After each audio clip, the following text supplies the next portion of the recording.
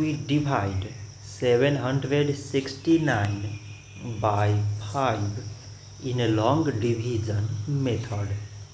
5 times 1 is 5. On subtracting we get 2.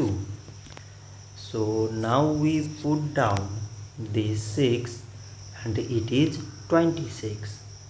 5 times 5 is 25. On subtracting we get 1. So again we put down this 9 and it is 90. 5 times 3 is 15.